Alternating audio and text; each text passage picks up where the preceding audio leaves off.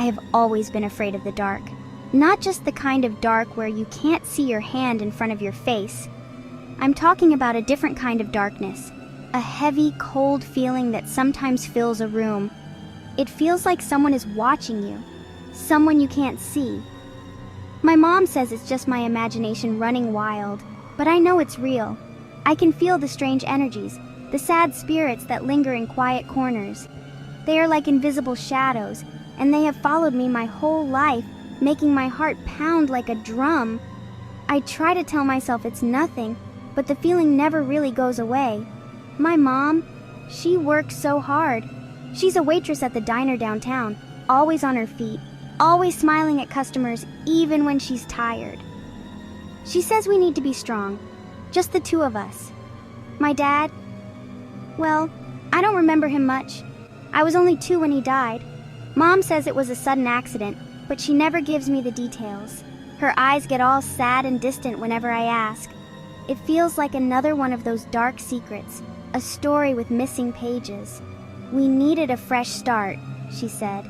A place where we could leave the sad memories behind and build a new, happier life together. That's how we ended up on Oak Street, in a big old apartment building that looked like it had 100 windows, all staring down at us. Our new home was room 333. I didn't like the number. It sounded strange, but Mom was so excited. She painted my room a bright, cheerful yellow. See, Lily? No more shadows here, only sunshine. I wanted to believe her. I really did. I tried to see the sunshine she was talking about, but as I stood in my new room, a cold shiver crawled up my spine. The air felt heavy, just like in all the other places. I tried to ignore it. I helped Mom unpack our boxes, arranging my dolls on the new shelf and putting my books on the small desk by the window. I told myself this time would be different. This would be our happy place. No more strange feelings. No more invisible watchers. But as the sun went down that first night, casting long, spooky shadows across the yellow walls, I knew I was wrong. The darkness wasn't outside. It was already in here, waiting for us. And I had a terrible, sinking feeling that this new beginning was actually the start of something much, much worse. The nights were the worst. It started with small sounds, a quiet creak from the floorboards when no one was moving, the soft groan of a door settling in its frame. Mom said it was just an old building making old building noises. But soon, the noises got weirder. I would be lying in my bed, trying to fall asleep, and I'd hear a faint scratching sound. It sounded like fingernails dragging slowly, deliberately, across the inside of my closet door.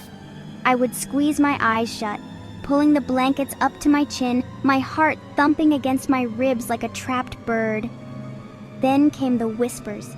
They were so faint at first, I thought I was imagining them, like the sound of a radio playing in another apartment, too low to make out the words. But the whispers weren't coming from another apartment. They were coming from inside my room. They would slither out of the empty corners when the house was silent. Sometimes it sounded like one person, a man, his voice a low and angry murmur. Other times it sounded like many voices all whispering at once, a tangled mess of hushed, urgent sounds that made my skin crawl with goosebumps. When I tried to sleep, horrible pictures would flash in my mind.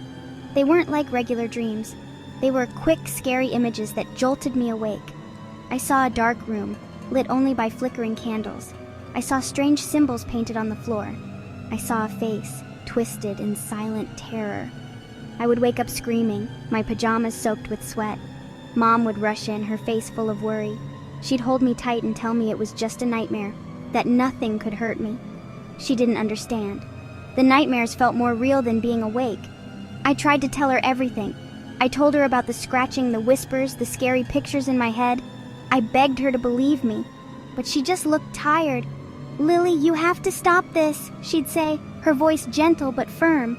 "There are no ghosts, there are no whispers, it's just the stress of moving." No one believed me. Not my mom, not my teachers at my new school. They all thought I was making it up, just a little girl with an overactive imagination. I felt so alone, trapped in room 333 with the secrets hiding in its walls. Years went by, but the haunting never stopped. I learned to live with it, like a constant scary hum in the background of my life. I learned to sleep with the lights on. I learned to ignore the whispers, to pretend the scratching noises were just mice. But I never felt safe. Then, when I was 10, Sophie moved into the apartment down the hall. Sophie was different. She loved spooky stories and mysteries. When I finally got the courage to tell her about my room, she didn't think I was crazy. Her eyes got wide with excitement. "We have to investigate," she said. "It's a real-life ghost hunt." For the first time, I wasn't alone. Sophie and I became detectives. We spent hours in the library, looking through old newspapers on the crackling microfiche machines. We were searching for anything about our apartment building, anything about room 333. Sophie was amazing, her fingers flying across the old records. Finally, she found it. A small article from about 15 years ago. The headline read, "Mysterious Death on Oak Street." Our hearts pounded as we read the story. A young man named John Miller had died in our apartment, in my room. The police called it a tragic accident, but the article said the scene was brutal and strange. We knew we had to find out more about John. Who was he? Why did he die in my room? The newspaper article mentioned he had a girlfriend at the time, a woman named Sarah. Finding her was our only lead. It took us another week of searching through old phone books and online records, but Sophie, being a genius detective, found her. She was a librarian now, working in a quiet library on the other side of town. We were so nervous. What would we even say to her? What if she didn't want to talk about something that happened so long ago? Taking a deep breath, we went to the library. We found Sarah shelving books in the history section. She looked older now, with kind eyes that held a deep sadness. When we told her we lived in room 333 and asked about John, her face went pale. She looked around, as if she was afraid someone might be listening. She led us to a small, empty table in the back. "You shouldn't be living there," she whispered, her voice trembling. "That place, that room, it's not safe. What happened to John wasn't an accident."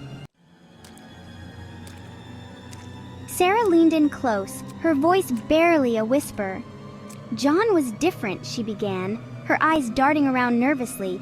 "He got involved with some very dangerous people.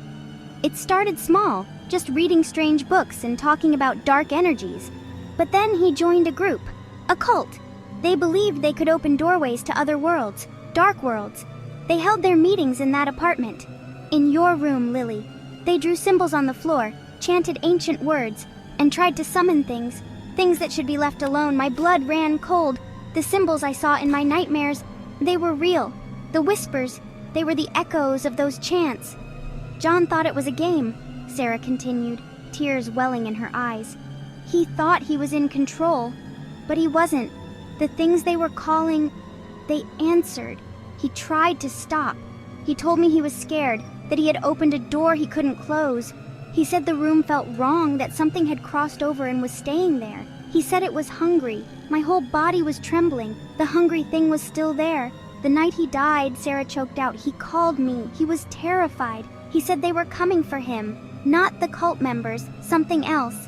He was screaming about shadows moving on the walls, about whispers calling his name from inside the closet. I told him to get out, to run, but it was too late. The line went dead."